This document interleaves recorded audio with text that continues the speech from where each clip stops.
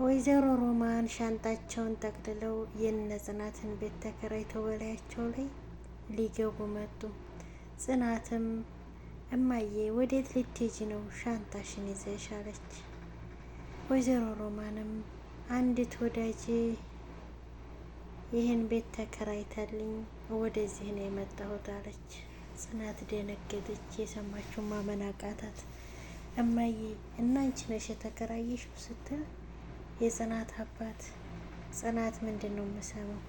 ይሄ ቤት ተከራይቷል አላት። ልንገርህ አባዬ ስትል እውነት ነው ወይ ብሎ ጠየቃት። አዎ አለችው። እና ምንም አያመጣም ብለሽ ነው ዝም ያልሽው ሲላት እንደሱ አይደለም አባዬ በጭንቀትህ ላይ ደግሞ ሌላ ጭንቀት እንዳልጨምርብህ ነው ብላ አባቷን ለማረጋጋት ሞከረች።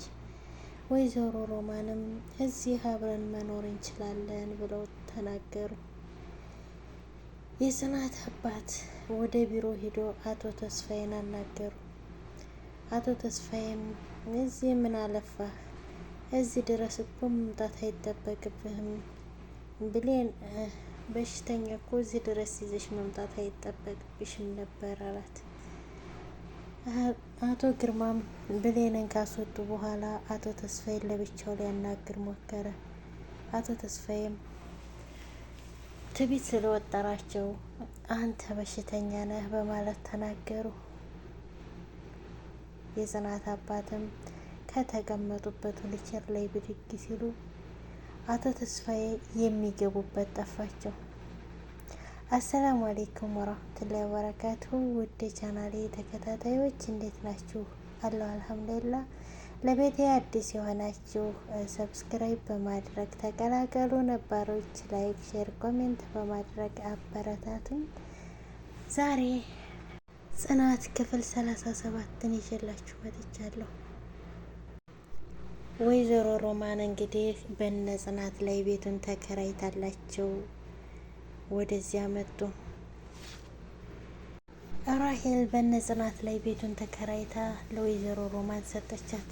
ወይዘሮ ሮማንም ሻንጣዋን ጠቅልላ መጥታ እነ ጽናት ጋር ገባች። ጽናትም እማዬ ወደ ልትሄጂ ነው ሻንጣሽን ጠቅልለሽ ወጣሽው አለች።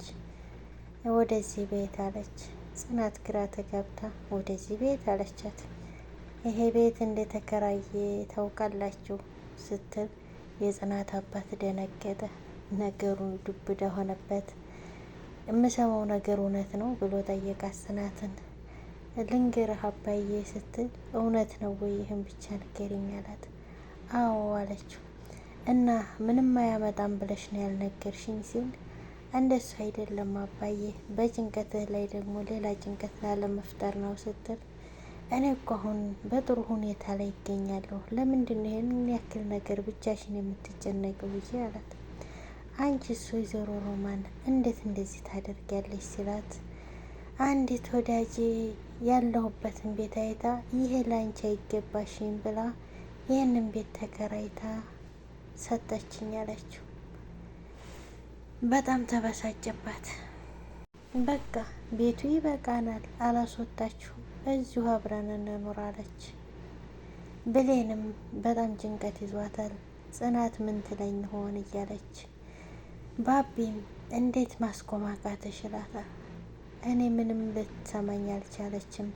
ራሄል ምን ብላ ጭንቅላቷን እንደተቆጣጠረችው አላውቅም። የታያት እዛ ቤት ገብቶ መኖር ብቻ ነው። እኔን ልትሰማኝ አልቻለችም። ወደዚህ ስመጣ ሻንጣዋን እያዘጋጀች ነበር። ያኔ ዛሬ ትገባለች ማለት ነው አላት ባቢ። እንደዛ ነገር አለች። አሁን እንዴት ነው ጽናትን የምነግራት እያለች በጭንቀት ልትፈነዳ ነው። እሷ ምንም አትልሽም አላት። ጽናት ብሌን ላይ ተቆጣች። እንዴት ይሄን ያክል ነገር ትደብቀኛለሽ እንዴት ትላት ብላ ተቆጣቻት። ብሌንም ጽናት ነገሮች እኮ በአጭር ጊዜ ውስጥ ነው እንደዚህ እየከረሩ የሄዱት ምን ማድረግ ነበረብኝ አለች እና በግድ እንድታሳምናት ለማሳመን ሞከረች ብሌን። ጽናትም አመነቻት። ጽናት ባቢን ይህን ነገር የተፈጠረውን ነገር ሰማህ እንዳለችው አዎ ብሌን ነግራኛለች አላት። እና ለምንድን ነው ቀድመህ ያልነገርከኝ ስትለው እኛ እኮ ራሄልን ልናሳምን እየጣርን ነበር፣ ግን ምንም ነገር መቀየር አልቻልንም ማለት። እሺ መጀመሪያ ለአባዬ ጥሩ ቦታ እንፈልግ፣ ከዚያ ደግሞ እኔ እቅፍ ውስጥ አስቀምጠኝ አለች። እሺ አላት። ብሌን ቤት ሄዳ አልጋዋ ላይ ጠቅለል ብላ ተኛች፣ ከቤት ላለመውጣት። ወይዘሮ ሮማንም ቀሰቀሷት። ተነሽ እንሂድ ሲሏት አልሄድም አለች። ባቴጂ ብለው የራሳቸውን ጓዝ ይሰበስቡ ጀመር። ብሌንም እዛው ተኛች። ወይዘሮ ሮማንም ለራሄል ደጋፊ ሆነው ብሌንን ቆይ ለዛ ለቤት ደርሶ ተቆርቋሪ ሆንሽው ለምንድን ነው? በምንድን ነው የሚያስፈራሩሽ? አለቻት። ብሌንም እኔን አታውቂኝምና ነው ደግሞ በምንድን ነው ደጋፊ የመሆነው? በምንድን ነው የሚያስፈራሩኝ? ብላ መለሰች። እና ምን ላድርግ ያ ሁሉ ወኔ ሲጠፋ ምን ሆነች ብዬ ላስብ አለች። ይኸውልሽ እማዬ አለች ብሌን እኔን ያስገደደኝ ነገር ቢኖር ፍቅርና ፍቅር ብቻ ነው አለቻት።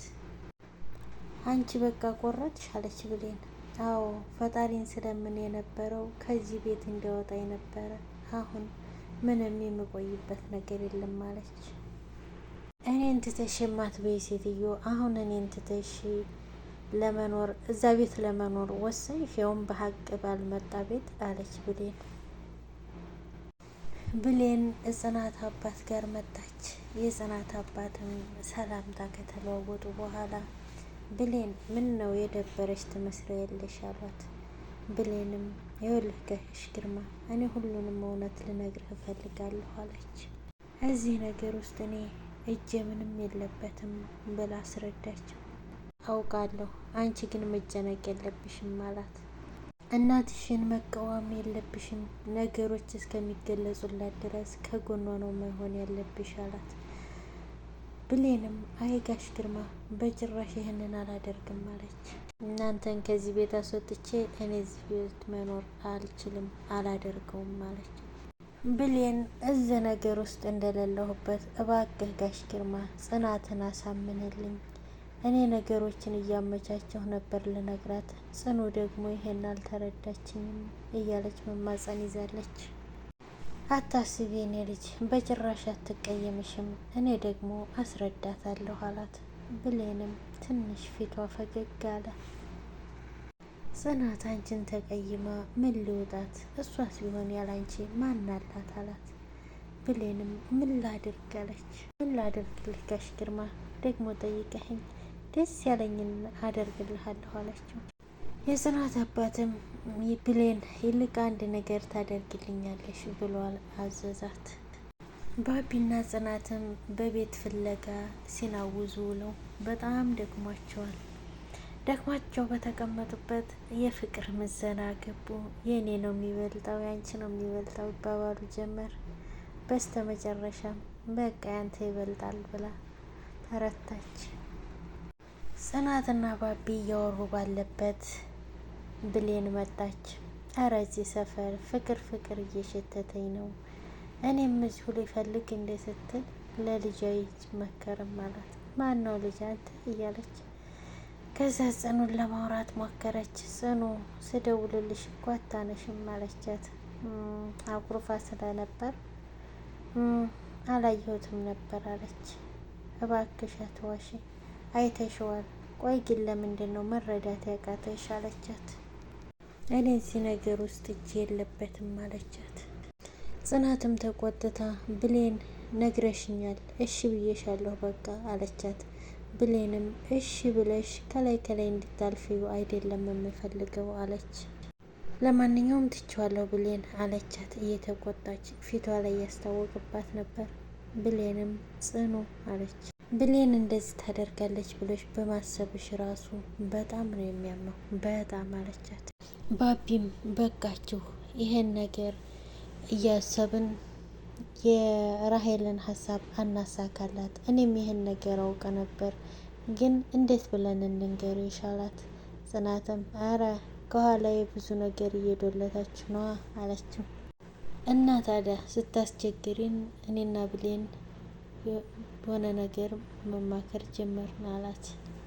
አረ እኔን ነው አስቸጋሪ ያልከው ብላ ጆሮውን ጎተተችው። ከዚያም ብሌን ምንድነው እዚህ ላይ ያረፈብኝ ብለው ተሳሳቁ። ወይዘሮ ሮማን ራሄል ጋር ቢሮ መጡ። እንዴት ነሽ እንደምን ነሽ ሲሏት እንዴት ነሽ እናቴ አለች። እንዴት ነው እቃሽን ውስጥ አስገባሽ አለቻት። ለጊዜው ልብስ ብቻ ነው የወሰድኩት እቃ አያስፈልገኝም ብዬ አለች ወይዘሮ ሮማንም። ጥሩ አደረግሽ አለች ራሄል።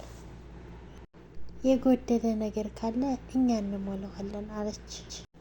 እሺ በጣም አመሰግናለሁ ስትል ወይዘሮ ሮማን አረ ምን አደረግኩልሽ ነው ይሄን ያደረግኩት ለብሌን ስል ነው አለች ራሄል። ራሄል እንግዲህ ወይዘሮ ሮማንን አንድ ሚስጥር ልንገርሽ ለብሌን እንዳትናገር ያለቻት። አረ ምንም አልናገርም አለች። አሁን ብሌን ትምህርቷን ሲጨርስ ምን አይነት ባል እንድታገባ ነው የምትፈልጊው አለች። ወይዘሮ ሮማንም ይሄ የኔ ምርጫ ሳይሆን የብሌን ምርጫ ነው፣ እኔ ብመርጥላት እሷ ሻትል እሷ የመረጠችውን ስትል አይ እንደው አንቺ ደስ የሚልሽን አለች። እኔ እሷ የፈለገችውን የሚያዝናናት ነጻ አርጎ የሚያኖራት ስትል ሀብታም ቢሆን አለች።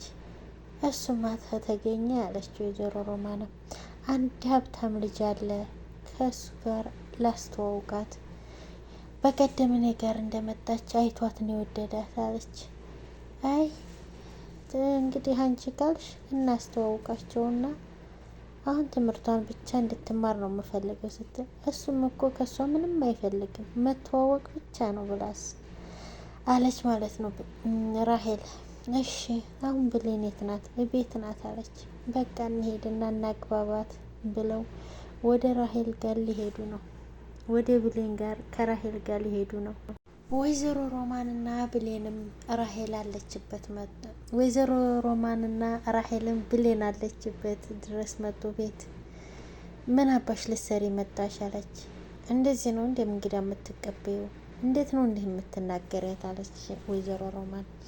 እማዬ መቀበልም ምንም ከፈለግሽ ለቤቱ ድምቀት ሰርፕራይዝ ያረገችሽ ቤት አይሻልም የሸለመችሽ ቤት? ስለዚህ ይህንን ቤት ጥለሽው ወጥተሻል። ይሄ ቤት ደግሞ የኔ ነው። እዚህ ቤት የሚመጣውን እና የማይመጣውን መወሰን ያለብኝ እኔ ነኝ አለች ራሄል። ደግሞ በተራዋ ብሌን ተረጋግተሽ አዳምጪኝ፣ አንቺን ብዬ ነው ስራ ትቼ የመጣሁት።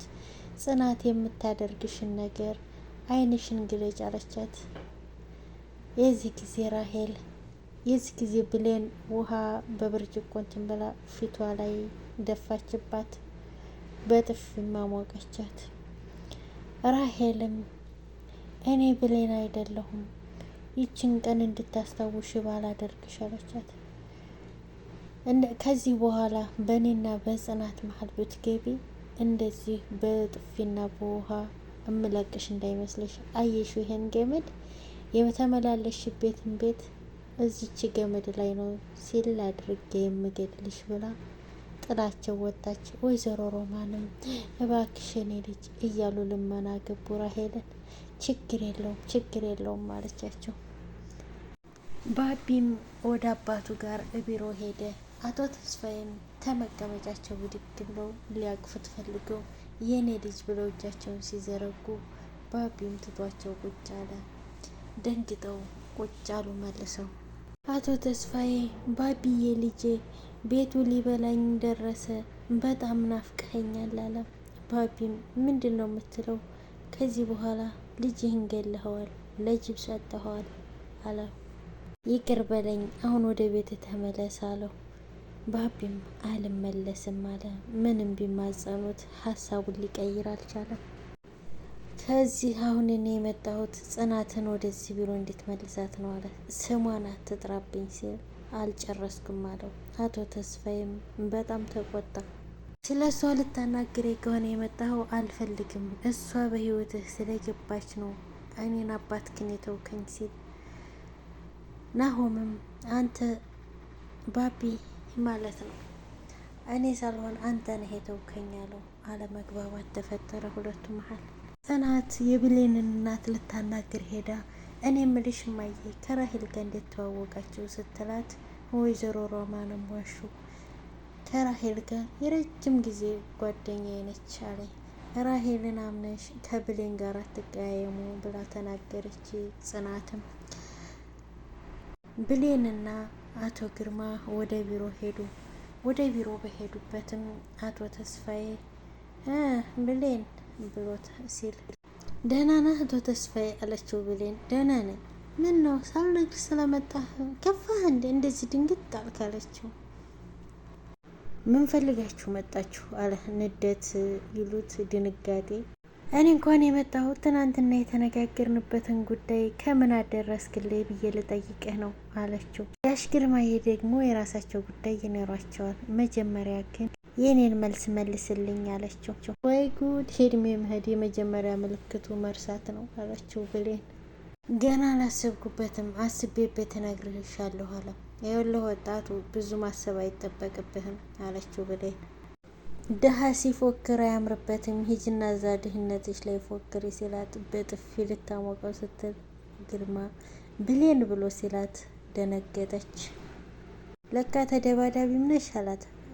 ላንተ ተደባዳቢም ብቻ ሳይሆን ገዳይም እሆናለሁ አለችው። አቶ ግርማ አሁን ትተሽን ወደ ውጭ ሂጂ፣ እኔና ተስፋ የምንነጋገረዋል አላት። ብሌንም ወጣች። ብሌንም በግድ ከወጣች በኋላ አቶ ተስፋዬም እሺ ግርማ ምን ነበር ጥያቄ አለ። አቶ ግርማም ይህን ድርጅትና ይህንን ቤት እንዴት እንደገነባሁት ታውቃለህ አለው። አቶ ተስፋዬም ምንድን ነው 10 ጊዜ ቤቴ ቤቴ የምትለው አሉ። በቃ አሁን እኮ ከእጅ ወጥቷል አለ። ከእጅ የወጣው አቅሜ እስከሚመለስ ነበር አለው። ግርማም ቤቴ አንዴ ሆኗል፣ ይሄ ድርጅት ግን ከእጅ አያመልጥም አለው። ድርጅቱም ከእጅ ወጥቷል፣ በእኔ ስም ነው አለ አቶ ተስፋዬ።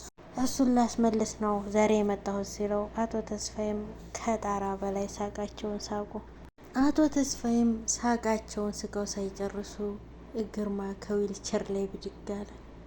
አቶ ተስፋዬ የሚገቡበት ጠፋቸው፣ ጨነቃቸው። ውድ የቻናሌ ተከታታዮች ለዛሬ የነበረን ቆይታ ይሄን ይመስላል። ቪዲዮውን እስከ መጨረሻው በመከታተል ላይክ፣ ሼር፣ ሰብስክራይብ ማድረግ አይርሱ። በቀጣይ ክፍል እስከምንገናኝ ቸር ሰንብቱልኝ።